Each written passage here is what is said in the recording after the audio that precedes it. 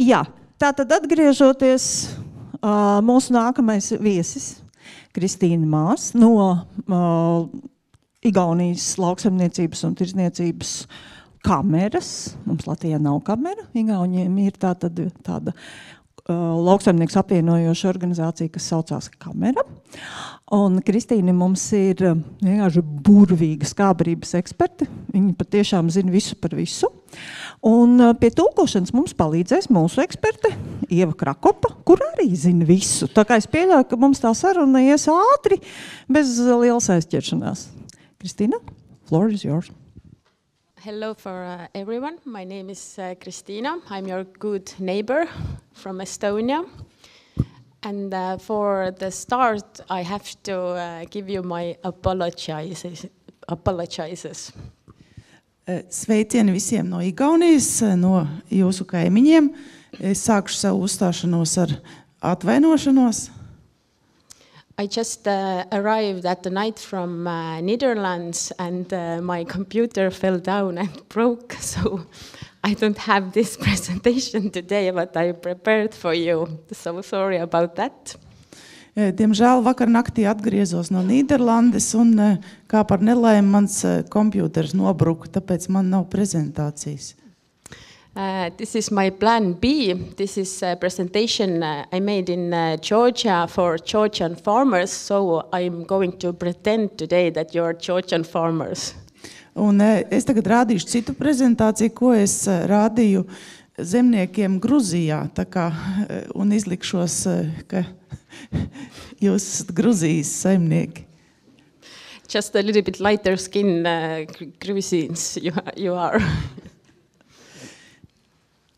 I'm working in the Estonian Chamber of Agriculture and Commerce.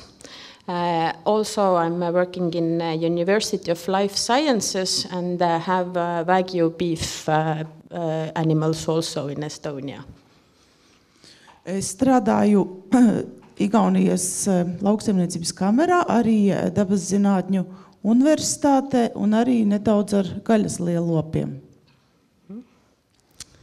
I worked as a scientist for 9 years, but today my current life is on the fields and with the animals and looking for checking silage making process and making silage training lessons for silage producing teams.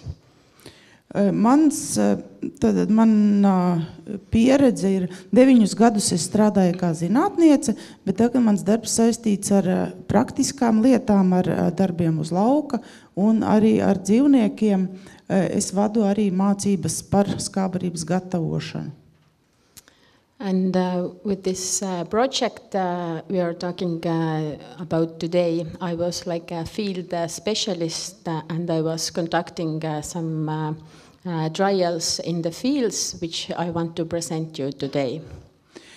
Un viena no mana darba daļām ir strādāt tieši ar saimniekiem praktiski, un šajā sakarā es esmu veikusi arī dažādus izmēģinājumus, un tagad padalīšos ar tiem. So I think you also have noticed that the climate has changed a lot last 5 years. So also in Estonia. Es domāju, ka jūs arī esat ievērojuši, ka laika apstākļu izmaiņas ir notikušas pēdējos 5 gados, un tāpat arī Igaunijā. And now I pretend that you're Georgian farmers. I was visiting Georgia also in March and saw snow and palm trees in the same place in the same time. And it was also a completely new thing for Georgian farmers also. Un tagad iedomājieties Gruziju, kad es biju Gruzijā, tur bija 1. martā sniegs kopā ar palmām, tā kā tas bija arī jaunums pašiem Gruzijas zemniekiem, tādi laika apstākļi.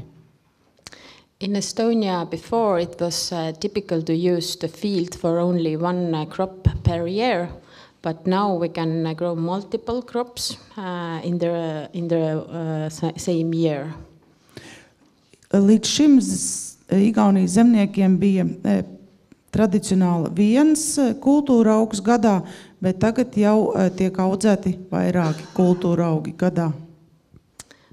So the new thing is that from autumn to mid-May we can raise hybrid silage ray for silage, then seed the corn, and after the corn we can seed the mid-December winter wheat in the same field.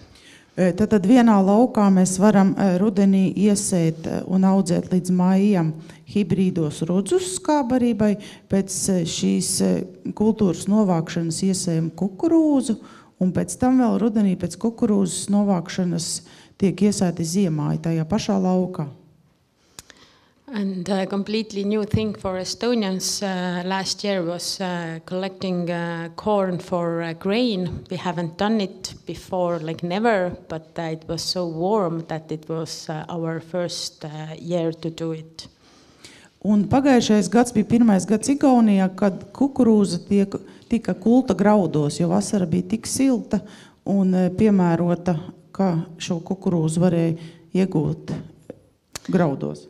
And the new culture for silage are also winter wheat and sorghum Sudan grass also. Veg. Jauna kultūra Igaunijā skābarībai ir ziemas vīķi un Sudāna zāle. And here you can... Sorgo. Yes. And here you can see this hybrid silage ray for silage. We got it in the middle of the May, and it will give us enough time to corn seeding also in the same field. Un šeit jūs redzat, ka tiek novākta hibrīdo rudzu skābarība, un pēc tam šajā pašā laukā iesēja kukurūzu. Average protein content there was about 17, and we think it was quite good silage. Šajā skābarībā proteīns bija 17%, un mūsu skatījumā tā ir laba skābarība. And for introduction, the most popular silage cultures in Estonian fields now is corn. And about to 60% of silages in milking cows, feeding ratios are now corn silages in Estonia. Šobrīd Igaunijā populārākā kultūra skābarībai ir kukurūzu skābarība, kas sastādīja 60% no slaucamo govju barības devas. Some farmers even will feed their cows 100% of corn silages right now because they don't have enough grass silage. Un daži saimnieki barības devā izēdina kukurūzu skābarību kā vienīgo skābarību, jo viņiem trūks zāles skābarības. For corn silage we will choose FAO numbers lower than before. Before those FAO numbers we used were about 200 or something like that, but today it's 150 and 170 like regular ones which we use. Un FAO skaitlis, ko mēs izmantojam sēklai, iepriekš bija 200, bet šobrīd Igaunijā tiek sēta kukurūza ar FAO skaitli zemāku 150-170. Because of the dry summers, we prefer alfalfa in our silage mixtures, and the typical seed mixture will contain approximately 53% of alfalfa we use. Un sakarā ar to, ka vasaras ir kļuvušas sausākas, Igaunijā vairāk audzē lucernu, kura pļaumos jau sastāda ap 53%. Sējumos tas ir. And sowing rates are, in my opinion, a little bit too low in Estonia. We use today till 27 kilograms per hectare. This is like a maximum that the Estonian farmers will use. But I would like to see a little bit higher amount actually. Izsējas normas, manuprāt, šobrīd Igaunijā tiek sētas diezgan zemas, 25–27 kg hektāru. Es gribētu redzēt lielākas šīs izsējas normas. We use also mixtures with red clover, and more popular is also white clover, the varieties which have very big leaves and very good yield per hectare. Igaunijā audzē arī sarkano āboliņu maisījumos, un pēdējā laikā populārāks kļūst arī baltais āboliņš, it īpaši tās šķirnes, kurām ir lielas lapas.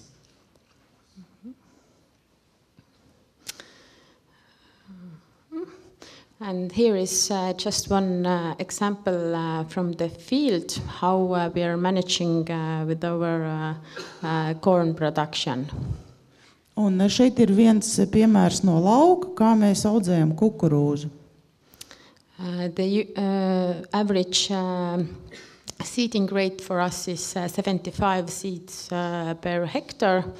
And actually the biggest question is about corn fertilization in Estonia.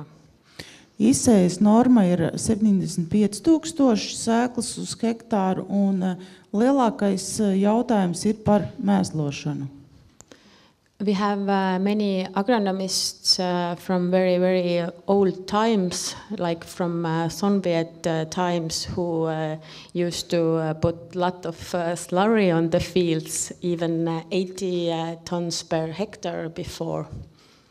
Un mums ir agronomi ar iepriekšējo gadu pieredzi no iepriekšējiem laikiem, kuri ļoti uzskata, ka kukurūzai vajag daudz kūtsmēslus, un tad viņi liek ap 80 tonnām kūtsmēslus uz hektāru. But new generation agronomists use less slurry, and there's like a battle between of two different generations. What's the right norm to put to corn? Bet jaunākās paaudzes agronomi vairs neliek tik daudz kūtsmēslus uz kukurūzas audzēšanai, tā kā notiek tāda cīņa starp veco un jauno agronomu paaudzi šajā jautājumā. And here you can see one young agronomist who use 25 cubic meters slurry per hectare and give later 100 kilogram AN fertilizer. Šeit ir bildē redzams viens jaunāks paaudzes agronoms, kurš šiem laukiem uzlika 25 kubikmetri šķidrumēslus, un pēc tam mēsloja arī ar amonija nitrātu. And for some agronomists, it's very difficult to believe that you can get so good yield per hectare to give so not so much slurry to the corn, but you can see the picture, everything is okay with this corn. Dažiem vecākas paaudzes agronomiem grūti noticēt, ka ar tik mazu daudzumu kūtsmēslu var izaudzēt labu kukurūzu, bet šeit jūs redzat, kā foto apliecina, ka ar kukurūzu viss kārtībā. So for us, innovative environmental method to use with the corn is strip-till technology. Mums tagad jaunākā tehnoloģija kukurūzai ir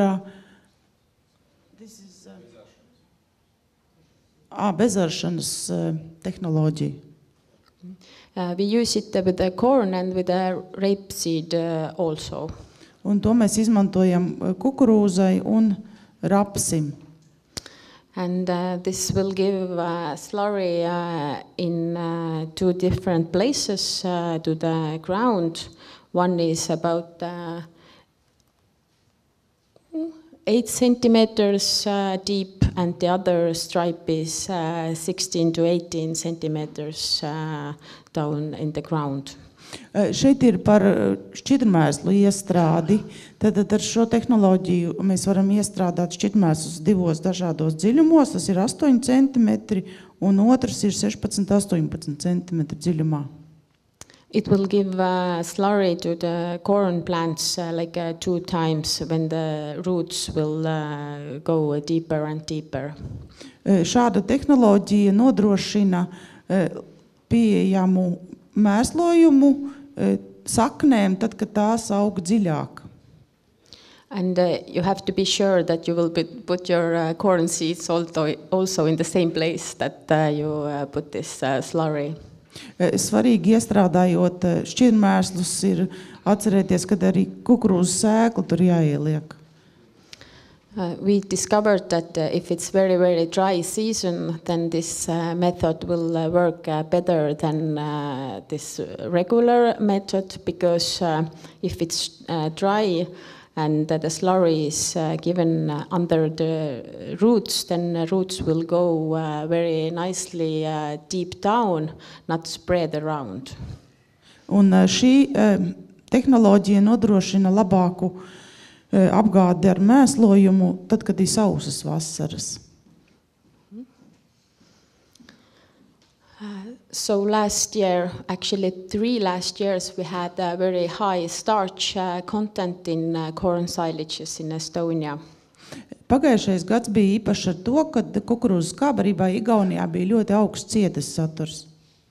Last year, average in Estonia is about 30% of starch in 1 kilogram of dry matter.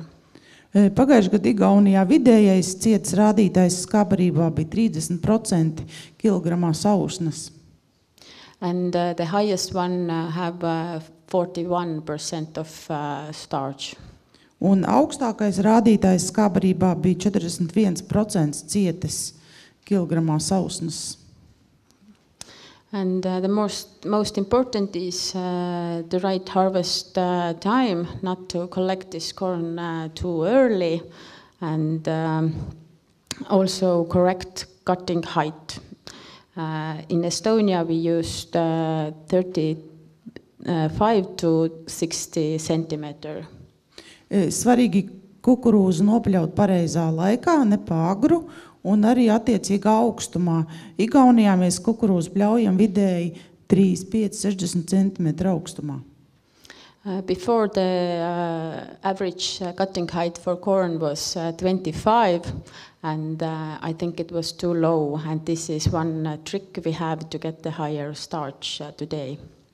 Iepriekš kukurūzu pļāvām 25 cm augstumā, tad, kad mēs paceļam šo pļaušanas augstumu, mēs iegūstam augstāku cietas saturu skābarībā.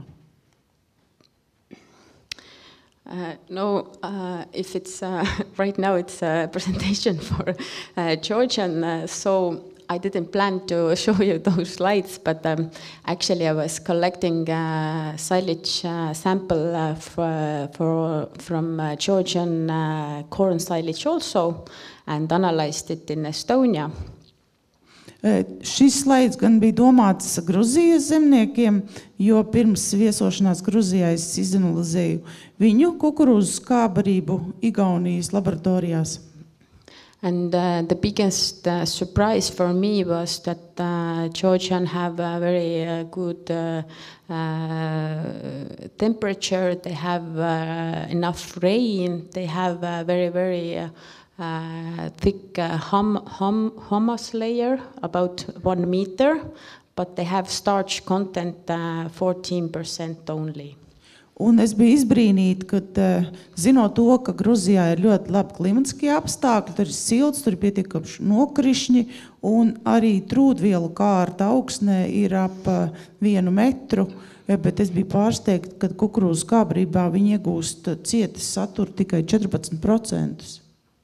And dry matter also only 23 in this warm climate is completely surprised. Un arī sausnes saturs skābarībā bija tikai 23%, kas šādos klimatiskos apstākļos ir diezgan pārsteidzoši zems. And the reason is that they use they will cut it too early because they want to use this field again, and the second thing, they will cut it in 15 centimeters. Un iemesls tam ir tas, ka viņi grib šo kukurūzas skābarību novākt ātrāk, jo viņi grib pēc tam sēt tur. It will show that you can have those perfect conditions from some culture to grow, but still if you don't know how to do it, then there's no matter how good conditions you have on the field. Un pie tam pļaušanas augstums viņam bija tikai 15 centimetri. Un šajā sakarā ir jāsaka, ka neraugoties uz to, kad ir ļoti labi apstākļi kukurūzas audzēšanai, ir nepieciešamas arī zināšanas, kā to pareizi vislabāk izdarīt. And about this cutting height, we conduct one trial in this project with different cutting heights on the cornfield. Lai novērtētu pļaušanas augstuma nozīmi, mēs veicām vienā laukā izmēģinājumus ar dažādiem pļaušanas augstumiem. I was measuring the cutting height manually in the field, and I was cutting 10 plants in 25 centimeter high, and the other next 10 plants in 45 centimeter height. Es nogriezu 10 kukurūzas augus, vienus 10 nogriezu 25 cm augstumā, un otrus 10 nogriezu 45 cm augstumā. And then I chopped both the samples and sent to the laboratory to see what's the difference in the same field, same variety, same climate, same soil. Un tad es aizvedu šos paraugus, sasmalcināju šos augus un aizvedu uz analīzēm uz laboratoriju.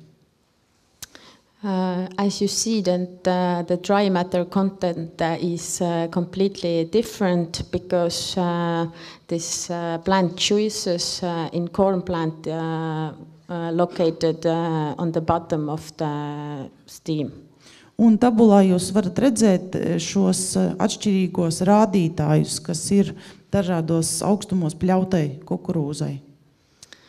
Especially if you have very wet autumn, the frost will come early and you have to harvest your corn too early, then you can manage to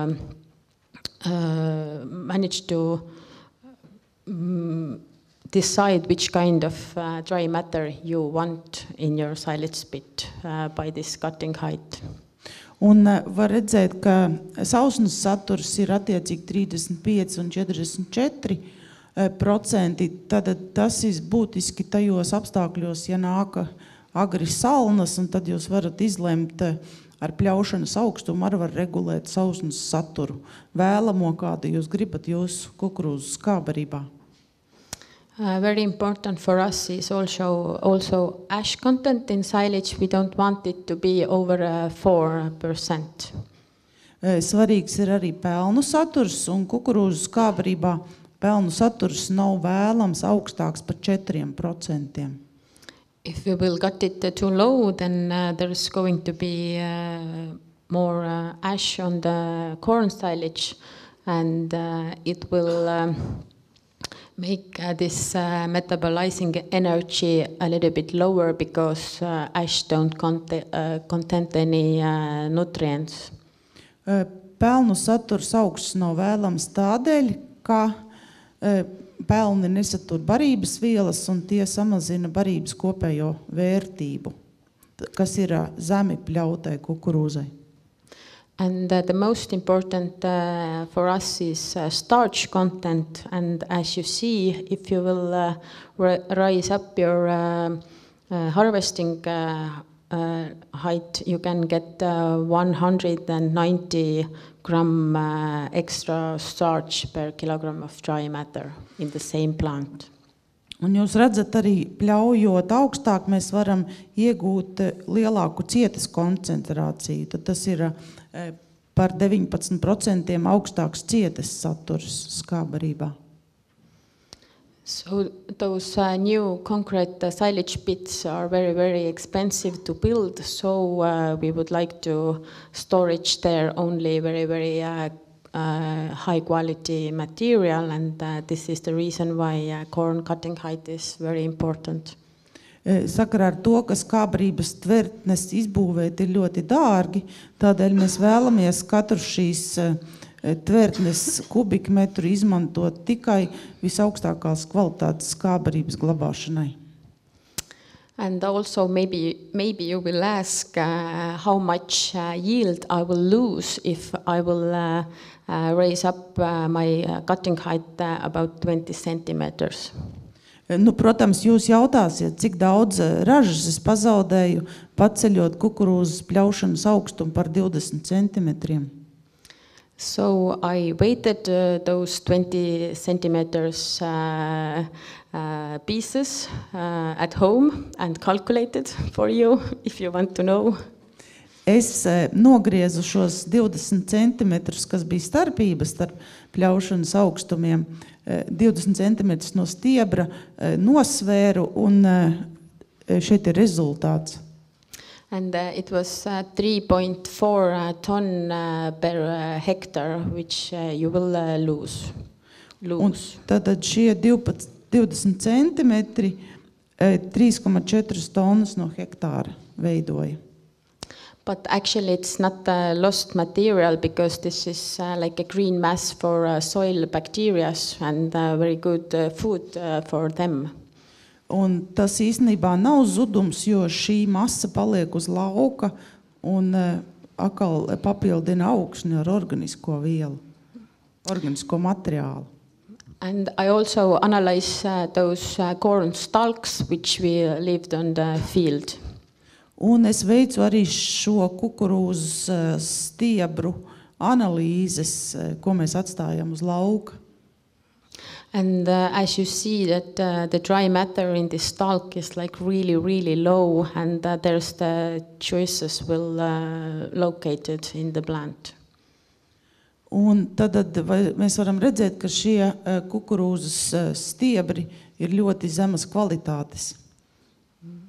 And the other important thing is that the energy content is there only 6 to 7 megajoules per kilogram. It's not very good material for cows.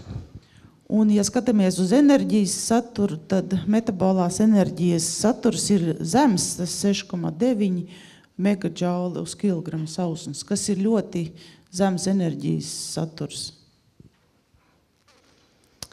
So some Estonian farmers still don't want to listen to me to make your cutting height higher, and they say that it's difficult to seed their cereals after cutting corn so high.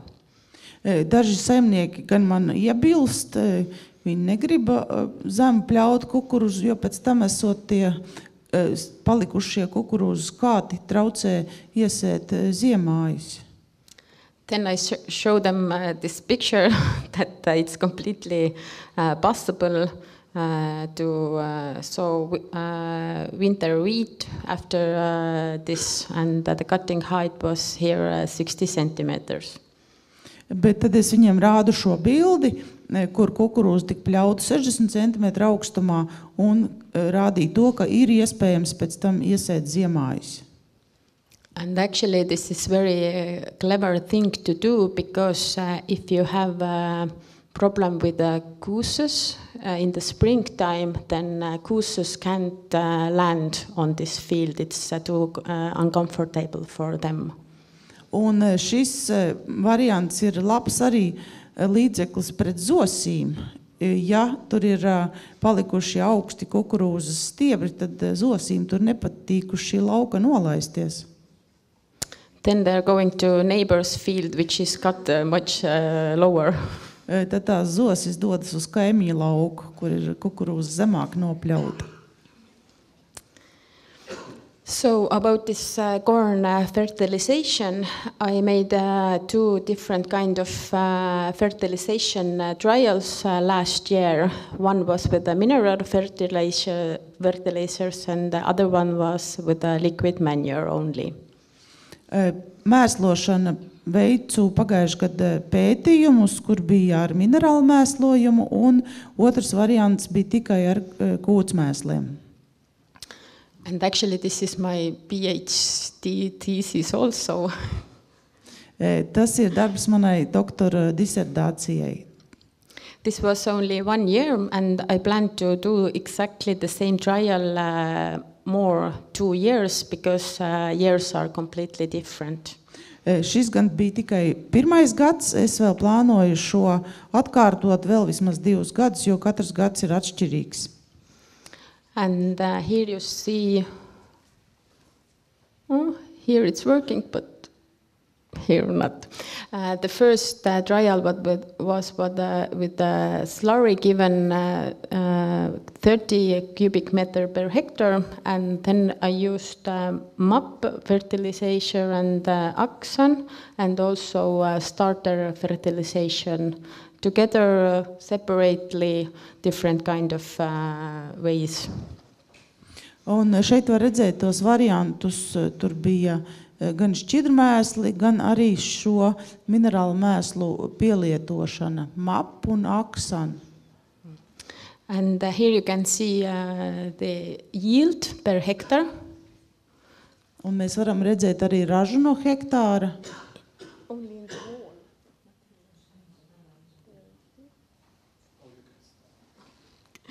And the interesting thing is that this blue one is yield per hectare, like fresh material, and orange is dry matter yield per hectare. Zilais stabiņš ir svaigās masas raža no hektāra, un tas dzeltenīgais brūnganais ir sausnas raža no hektāra. And if I compare number 6, which is only slurry, with number 3, which is given like maximum every kind of fertilizers. Ja mēs salīdzinām variantu 6 un variantu 3, kur 6 ir tikai šķidrmēsli un 3 ir maksimālais minerālu mēslojums. Then I see that I can get only 0.92 tons per hectare more, but those fertilizers will cost 145 euros to me. Un ja salīdzinām, tad es dabūnu klāt tikai 0,92 tonnas uz hektāru sausnes, bet mēslojums izmaksā 145, tas ir starpība. So is it worth it? I think right now it's not worth it, this money. Un tad jautājums, vai tas ir to vērts? Šobrīd es teiktu nē, ka tā ir pārāk liela nauda. So the other trial was about slurry, and I was giving also AES fertilizer to the minimum and to the maximum trials. Un tad vēl viens variants bija tikai šķidrmēsli un šķidrmēsli kopā ar minimālo minerālu mēslu un maksimālo minerālu mēslu devu. Nē, es atvainojos, šķidrmēsli bija minimāla un maksimālā deva. And the best yield was with 45 cubic meters per hectare. Labākā raža bija ar 45 kubikmetri šķidrmēslu uz hektāru. And if we'll go above it, for example 60, then this 60 didn't give us any extra yield per hectare. Un ja mēs palielinām šķidrmēslu devu virs šiem 45 līdz 60 kubikmetriem uz hektāru, tad tas vairs nedod papildus ražu. Of course, we measured different kind of analytical numbers also from the green material and also from the grain, and there also wasn't very big differences between those treatments. Mēs veicām arī citus mērījumus, tad kopējās zaļās masas ieguvi un arī graudu kopējo ražu. Un tur bija arī atšķirīgi šie rādītāji. So what I think is that this nitrogen in the cornfield isn't the limiting factor. It has to be something else on the soil. Tātad slāpeklis nav vienīgais limitējošais faktors, kaut kas vēl ir atkarīgs no augsnes. So sadly I'm not a soil person, but this year we will collect more soil samples before and after in every treatment, 2 parallel samples to understand what's happening in the soil also. Un šogad mēs papildināsim šo pētījumu arī ar augsnes analīžu rādītājiem, ņemsim tos vērā. And actually we have planned a very interesting trial in university field. We have their Lysimeter field, which have concrete bottom, 1 meter 30 centimeter down in the ground.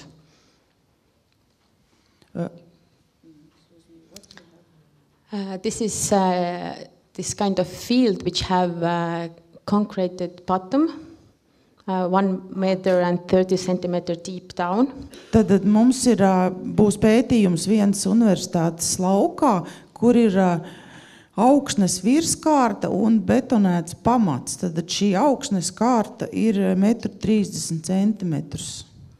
There's a pipe system and we can collect all the rainwater which is coming through the soil, and we can analyze this rainwater for leakage and nutrient content.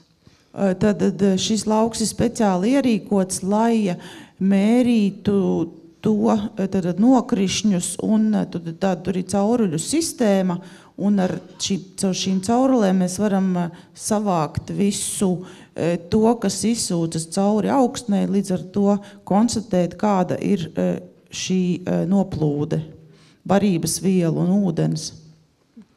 So then we can more information about this corn fertilizations and to see correctly which kind of nutrients and when are leaking.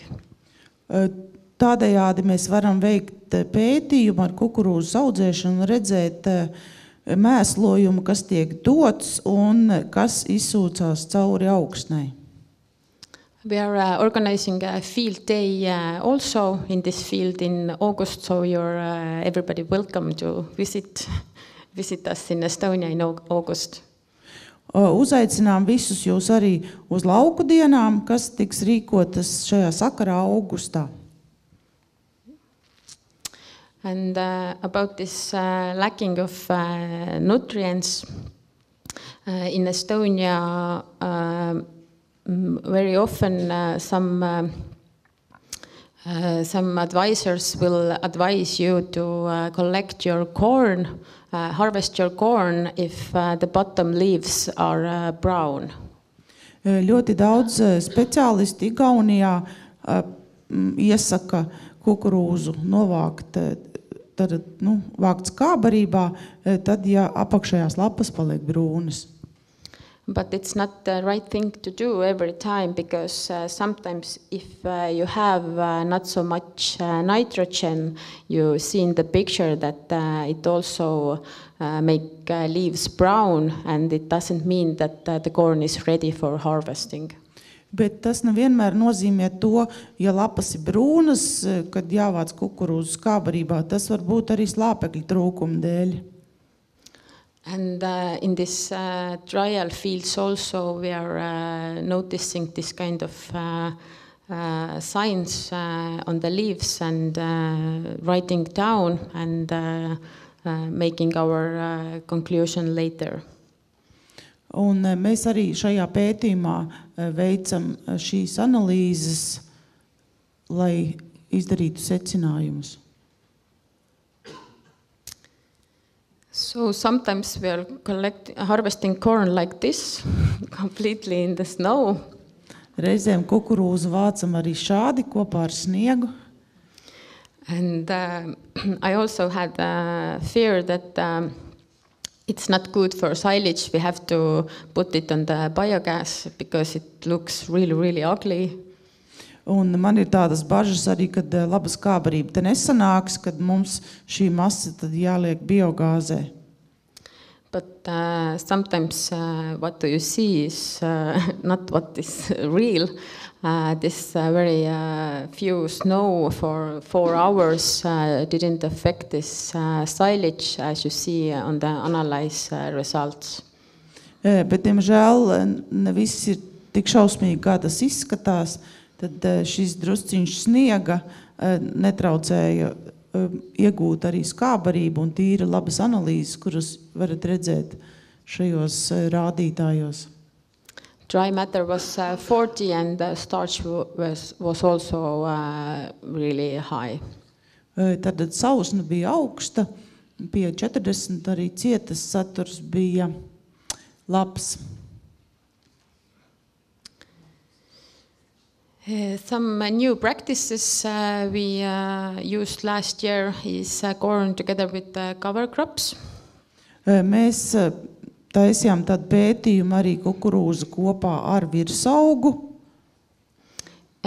It will give us starch from the corn, but also protein from this veg plant.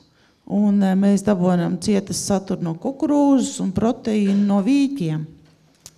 Then there's some beef farmers in Estonia who wants to grow organic corn for silage for beef animals. Un arī dažas gaļas lopu saimniecības, kuras vēlas audzēt bioloģisko kukurūzu saviem gaļas lopiem. But as you all know, then it's a big problem with the organic farms that there will be weeds and corn don't want to competition. Bet, kā mēs zinām, bioloģiskā saimniecībās ir problēma ar nezāļu apkarošanu, un tās ļoti strauji pārņem kukurūzu. So we tried to sow corn directly to the permanent grassland and it worked. Un tad mēs izlēmām kukurūzu iesēt pa taisno esošā zālājā, ilgadīgās ganībās un izdevās. It's made with the same strip till manure machine. We put the manure on the stripes and the seeds directly the same stripe. Un šo mēs veicām kukurūzu sēšanu ar iepriekš redzēto tiešās sējmašīnu kopā ar kūtsmēsliem. So last year we had many problems with the corn smut.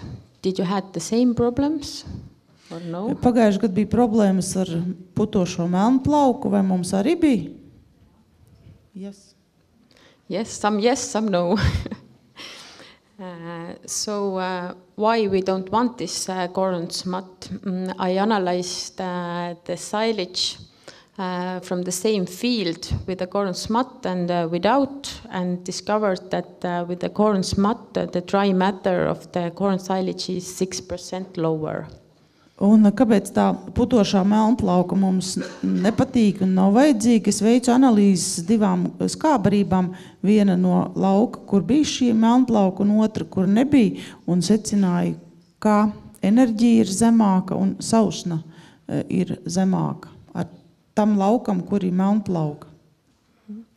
And the problem is that if we are making corn with a corn silage with a smut, and we will open this corn silage too soon, before the 2 months, then those spores will go to the cow, to the slurry, and from the slurry pit to the fields again.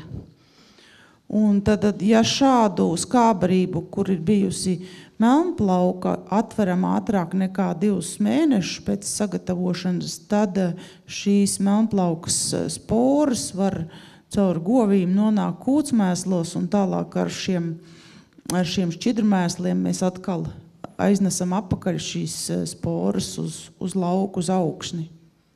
They will survive in cow's cut, but they don't survive this low pH when ensiling process. Šīs sporas var izdzīvot govs gremošanas sistēmā, bet šīs sporas iet bojā, ja viņas ir ļoti ilgāk ir skābā vidē pie zema pH. That's why we will keep our corn silages sealed at least 2 months.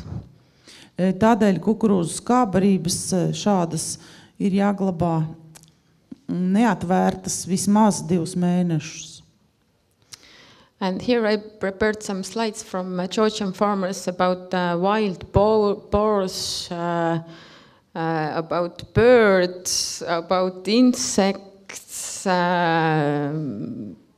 click beetles, some new bacterial disease which we don't know yet what it was, and European corn borer, and wild boars, and in the middle of this is bear shit. Un te mēs arī un te ir bildes no Igaunijas ar dažādiem kukurūzas kaitēkļiem, kas ir pie mums pazīstami, sākot ar meža cūkām un beidzot ar lāču kakām. I prepared all those slides, but Georgians said that they don't have any of the problems of that. Tad Gruzijā man saimnieki teica, ka viņiem neviena šāda problēma nesot.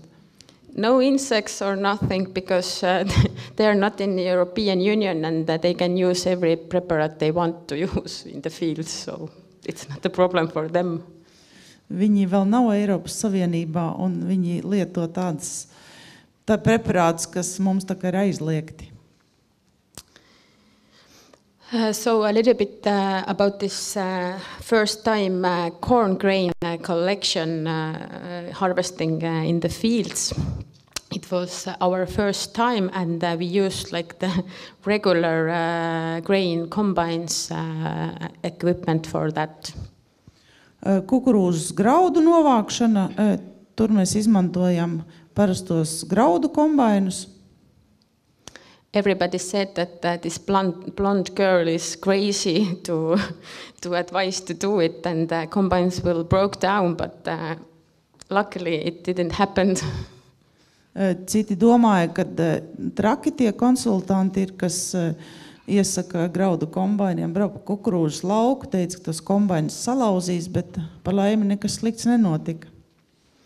And with this John Deere combine, we harvested 16.5 ton grain per hectare. Un ar John Deere kombainu, graudu kombainu, mēs novācam 16,5 tonnas kukurūzas graudu ražas no hektāra. And the moisture of the grain was 22.9. Un mitrums bija 22,9% šiem graudiem. So for the north country, it was very good results, we think. So if the autumn is good, then we plan to repeat it.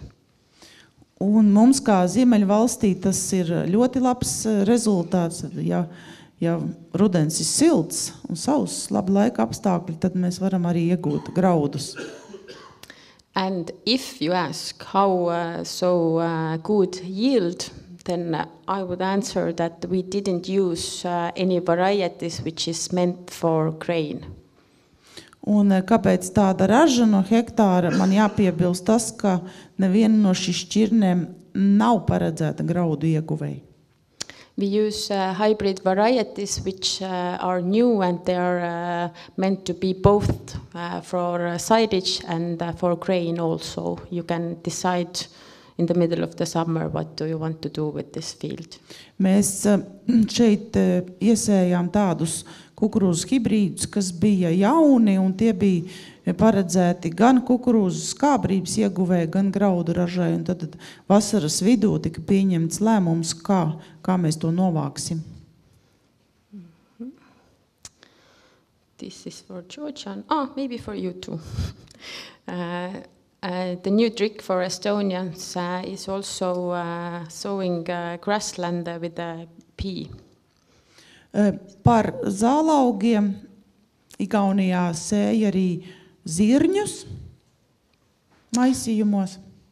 And why together? Because if it's very dry, then this pea plants will give shade to the small alfalfa plants. Un tad, ja ir ļoti sauss, tad šie zirņi dod ēnu šiem mazajiem jaunajiem augiem.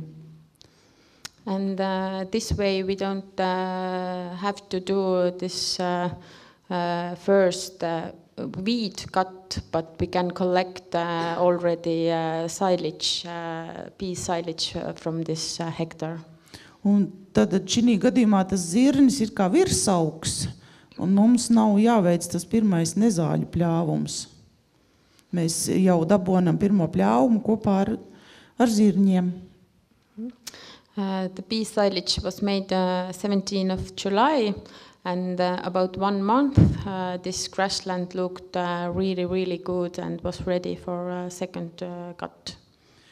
Un šis lauks ar zirni kā virsaugu tika nopļauts 17. jūlijā, un pēc mēneša jau bija ļoti skaists ataudzis zālājs. So the land is expensive, and we would like to get as much as green material from the grasslands in the first year also. Tā kā zeme ir dārga, mēs gribam iegūt arī pirmajā ražas gadā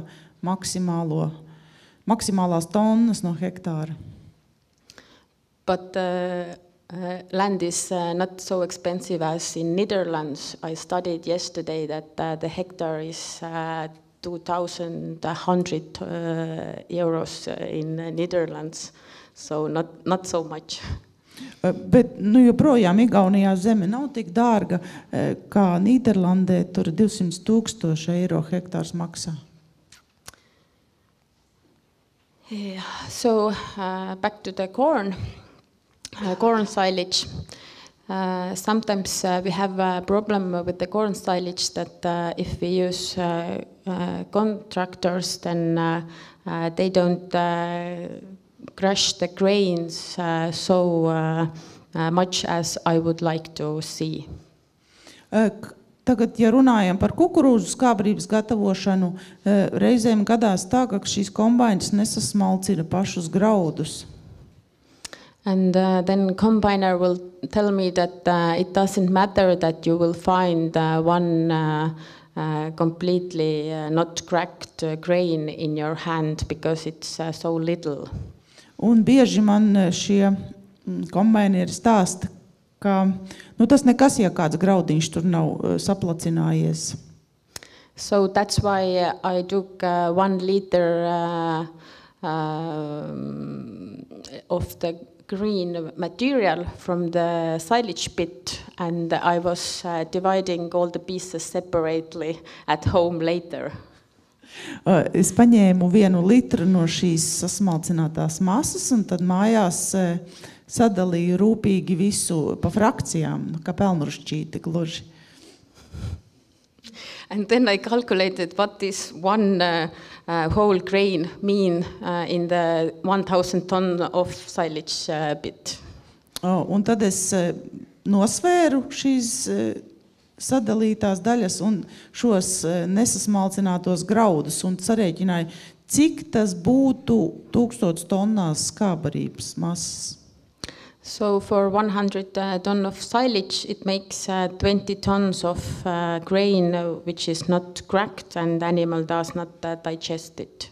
Tad uz 1000 tonnām skābarības šie nesasmalcinātie graudi sastādīja 20 tonnas, kas iziet cauri govī nesagremoti. So if you're doing, for example, 5,000 tons of silage, then you can calculate the amount of money which is going through the animal if you will find in one hand one whole grain. Un tad, ja jūs gatavojat 5000 tonnas kukurūzu skābrības un atrodat vienu graudu, nesaplacinātu saujā, un tad jūs parēķināt, cik uz 5000 tas jums būs tonnas zudumi. And the problem is that if you're analyzing this silage in the laboratory, then laboratory don't measure how many whole grains you have. The laboratory will give you starch content, but only your animal knows that they can't get this starch because some grains are whole and not cracked. Un laboratorija to jums nepateiks, jo laboratorija analizē kopējo cietes saturu. Laboratorija neskaita, cik graudi nav saplacināti. Un to pateiks tikai dzīvnieks, kurš šo graudu nevarēs izmantot. So about grassland fertilization, also a little bit about this project. I did 2 different kind of experimental trials by accident. Un nedaudz par zālāju mēslošanu. Man gadījās nejaušības dēļ veikt vienu eksperimentu. We were applying slurry after second cut to the grassland, and I noticed later that there's stripes on the grassland, some green, some yellow. Pēc otrā pļāvuma uz nopļautā lauka tika izvesti šķidrmēsli, un pēc tam es novēroju, ka ir tādas joslas, viena josla zaļa, otra dzeltena. And the problem was that some discs didn't work properly. Beigās izrādījās problēma tāda, ka daži diski nestrādāja pareizi. So I took grass samples with slurry and without slurry area and compared them. Tad es paņēmu šos paraugus no dzeltenās un zaļās joslas, zāles paraugus un aizvedu uz laboratoriju. So you can see that there's a huge difference in crude protein content with the slurry 28.3 and without 16.3. Un jūs redzat, ka koproteīns atšķirās diezgan ievērojami, 28% ar nomēslotās daļas un 16% no tur, kur netika šķidrmēsli. If you don't fertilize, then the plant will go mature much quicker, and you see the crude fiber content is without slurry higher. Un ja augs nesaņem pietiekoši daudz mēslojumu, tad šīs augs attīstās un nobriest daudz ātrāk nekā tas, kas ir pabarots. Un to mēs varam redzēt kokšķiedras atšķirībās. Tad tur, kur nebija mēslojums, tad šie šķidrmēsli, tur kokšķiedra ir augstāka. And the second thing is that you see this grass leaf there. There's yellow things on it. It's rust, I think. Yeah. Tad jūs redzat arī tie, kas netika nomēsloti, tā zālīte bija vairāk uzņēmīga pret rūsu.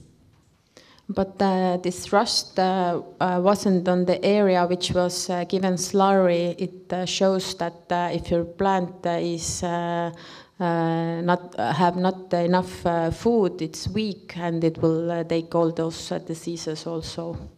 Tātad nepabarots augs arī, kas nav saņēmis mēslojumu, viņš ir vājāks un arī uzņēmīgāks pret slimībām. And the second one is one very interesting slide. I just wanted to show you this picture with the grassland. It's grassland with a red clover, and we given their slurry after first cut. Un te vēl viens eksperiments, kur ir sarkanais āboliņš un šķidrmēsli pēc pirmā pļāvuma. And one half is without the slurry, and the other one was 25 cubic meters slurry given. Tātad viena josla bez šķidrmēsliem un otra ir 25 kubikmetri uz hektāru. Without slurry, there was protein content 21.8 and with slurry 24.7. Un proteīna atšķirības ir bez šķidrmēsliem 21,8 un ar šķidrmēsliem 24,7%. But the most interesting thing was that this seed mixture was even, but after the slurry, we see that with the slurry, this trial field had more red clover than other side. That was blooming? Not blooming, but without slurry, there was so much red clover anymore in the mixture.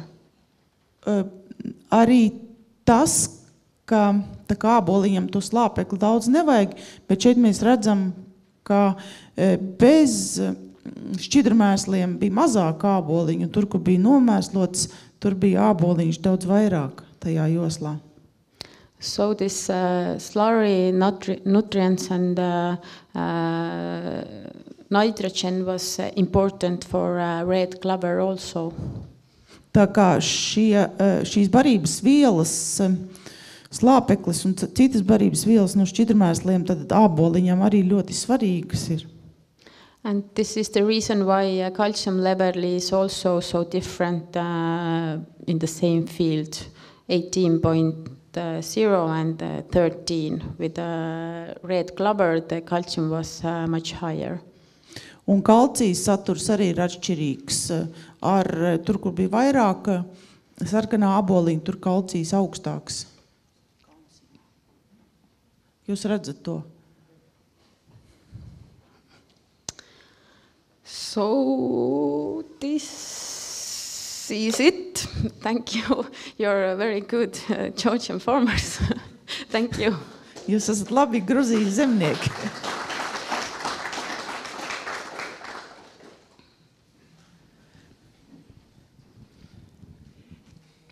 Jā, liels paldies.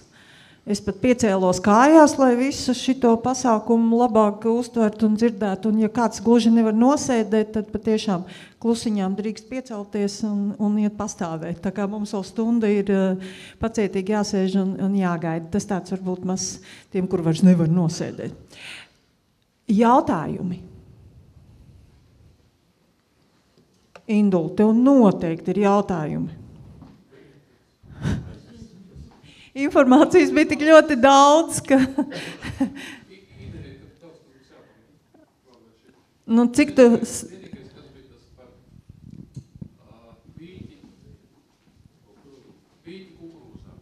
Kā ar vīķiem kukurūzā, kā tur tiek galā ar nezālēm?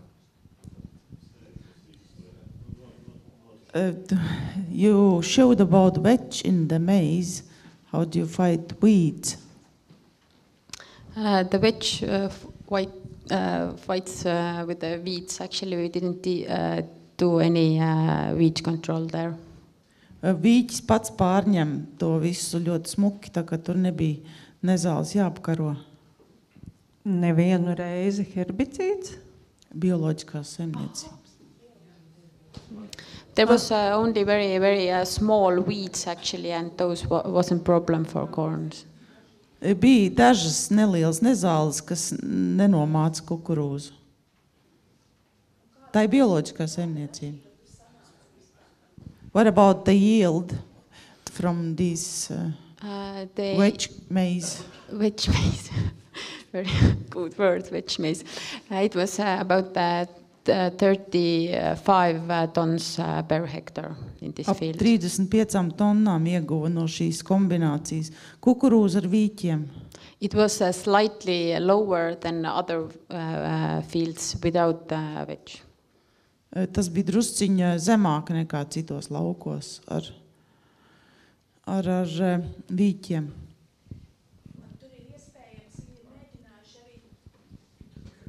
Mēģinājuši arī Igauņi varbūt tās vēl kādu kombināciju kukurūza plus vēl kaut kas varbūt vai vīķi, kaut kas vēl, kas ar kukurūzu. Have you tried any other combinations with maize? Yes, with rye pray also. It does not work. Don't recommend to do it. Ar rudziem mēģinājām sēt kopā kukurūzu. Tur nesanāca, neiesaku. It does not work because the rye will grow very fast and it has not enough light, sunlight, and it's very, very tiny and very tall, and then it will fall down. It will be moldy, and this mold go to the corn also, and then the corn is also messed up, and don't do it. Šie rudzi aug ļoti strauji, un tad, kad viņi izaug, pēc tam viņi sagāžās zemē, un kukurūza arī neizauga. Tur ir apakšā sapelējuši rudzu stiebri, kas sagāzušies, kas traucē arī kukurūzai. And actually, this year, many farmers did it with the red clover also, and with the alfalfa. Ir saimnieki, kas mēģinājuši kopā ar sarkano āboliņu un lucernu. What about the results? This year. Šogad. I will come back about year. Pēc gada es pastāstīšu. Jautājums, vai viņi vīčus to kukurūzu kā sēja? Iesēja sākumā vīčus un tad pagaidīja, un tad kukurūzu. How did you sow? The first was maize or vetch or It together? was winter witch. Yes. Winter witch. It was. Tas ir ziemas vīķis.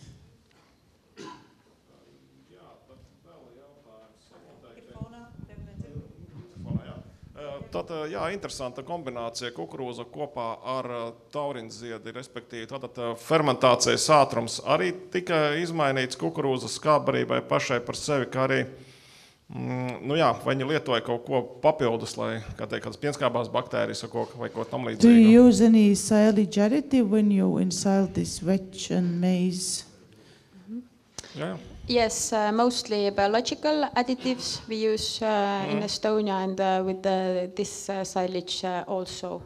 It contains homofermentative and heterofermentative strains both. Okay, thank you. Un, jā, labi latviski, atvainojos aizrāvos. Mazliet arī pēcāka arī par jautājums par pašu analīzēm, vai tika veiktas analīzes šeit skābarībai. Do you have analysis of that silage? Yes, I have in my laptop, which is broken. Manā kompjūterā, kas ir sabrucis tagad. Tas nozīmē, ka ir individuāli pieeja tiem, kas ir ļoti ieinteresēti un kuriem vismaz 10 jautājumu, lai Kristīnai ir laika ar tevi ņemties.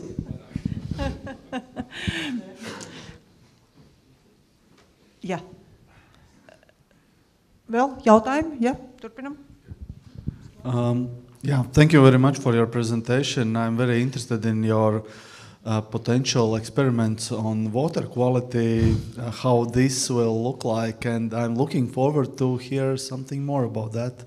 Kopumā man ļoti interesē tas, kad viņi plāno arī īstenot ūdeņu kvalitātes pētījumu kontrolētos apstākļos, kas ir tāds interesants pieejams, kuru var kontrolēt apstākļus, un tāpēc man gribētos par to vairāk zināt, tad, kad būs rezultāti. Jā, thanks. Yes, thank you. Es nezinu, ko tu te mums var iztulkot viņai, ka Ainis vienkārši ir ļoti ieinteresēts turpināt sadarbību, jo viņu viss interesē. Pārējie te nesaprata. Ja drīkst vēl jautājumu par zirņiem kā virsaugu. What about your question about peas as a cover crop? Kā notika sēja un kā izvēlējāties zirņu daudzumu? How did you sow it, and what is the seed rate for these peas? Did you seed separately or together? Separately, and I don't remember any more kilograms or those pieces what will go to pea plants. It was 140, but it was, I think, not kilograms. Kilograms. Yeah. Zirņi tika sēti atsevišķi no zālāja kā virsaugs, un precīzi izsejas normas neatceros, ap 140 varētu būt zirņiem. Tā ir apmēram puse no tās normas, ko mēs sējam tīrsējā. Tātad, loģiski, jā. And actually the good thing is that if you have insect problem with your alfalfa, then they want this bee plant before alfalfa. And alfalfa will be nice. Ja ir kukaiņu problēmas lucernā, tad tie kukaiņi pa priekšu metīsies tiem zirņiem virsū. Lucernu neapēdīs. Vēl, lūdzu, jautājums. Pagaidiet, es aiznesīšu mikrofonu.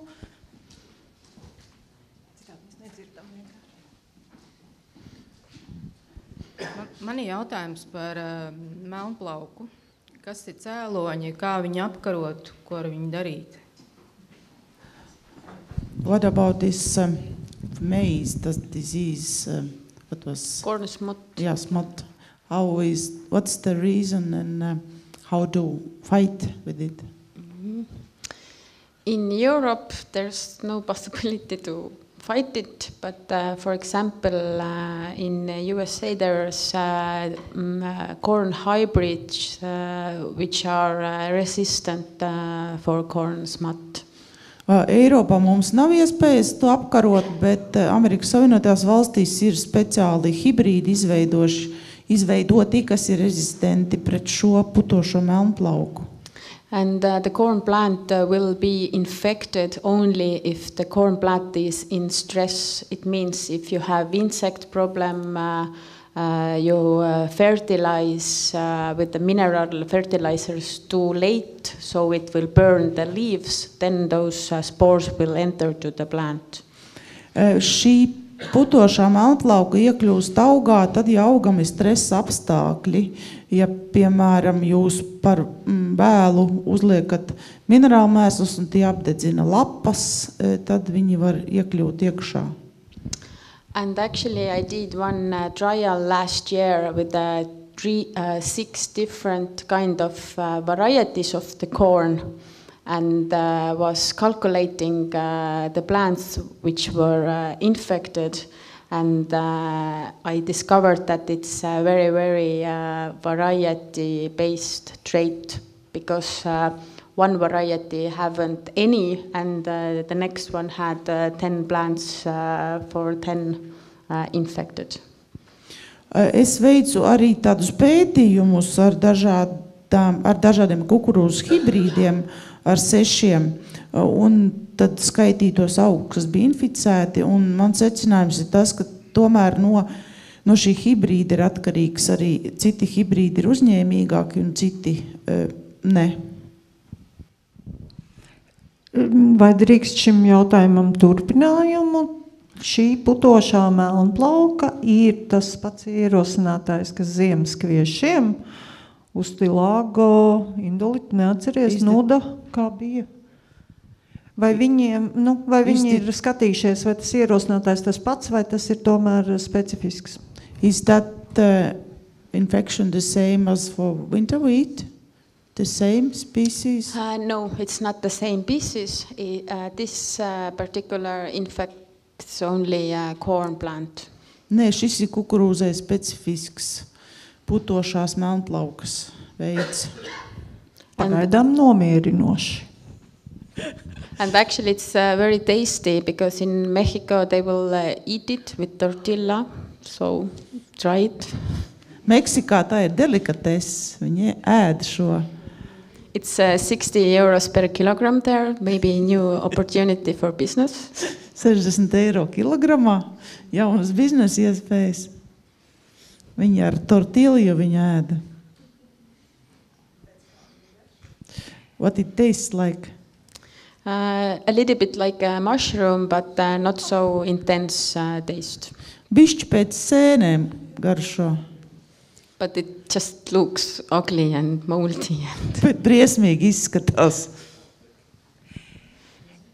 Jā, jautājumi ir izsmelti. Jā, liels paldies. Liels paldies, Kristīna. Thank you. Thank you.